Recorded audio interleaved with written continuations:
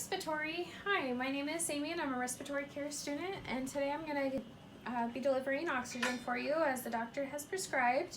And so here I have an oxygen tank, and you can tell it's an oxygen tank because of the green color, and there's also a label on every tank that on the side that's what it says is an oxygen.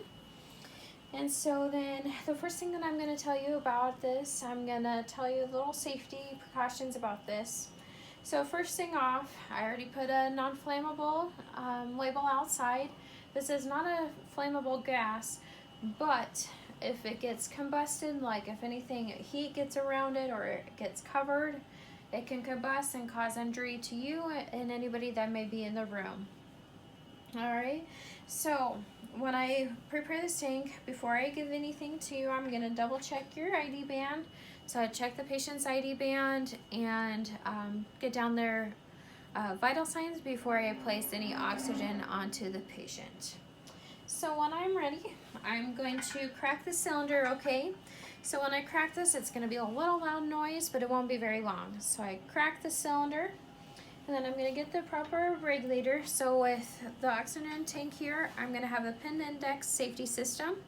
So I have the pins here. I need to check the pins, and then I need to check the O-ring washer back here to make sure there's no cracks, anything that could make the tank leak.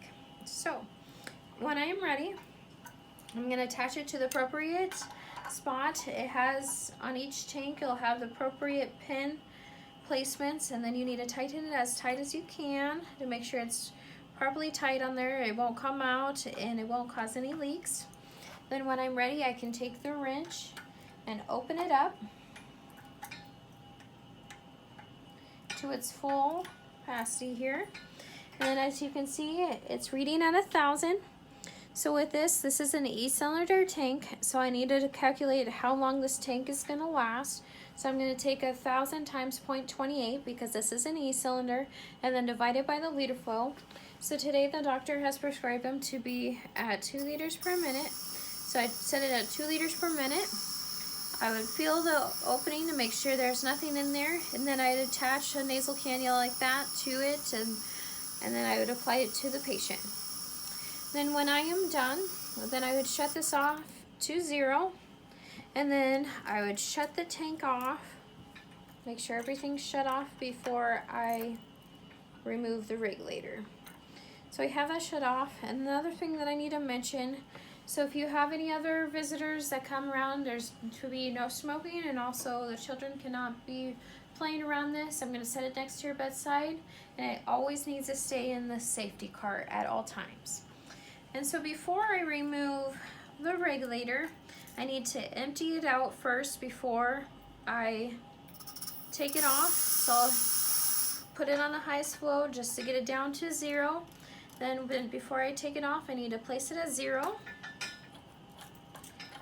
Then I will remove this from the oxygen tank, and then I'm going to set this at a safety place, at a safe place there where it's not going to fall. And then I'm going to place the wrench, and then I place a safety cap on here. And anytime I give oxygen to the patient, I always need to come back and recheck their vital signs every time I give them oxygen or any treatments.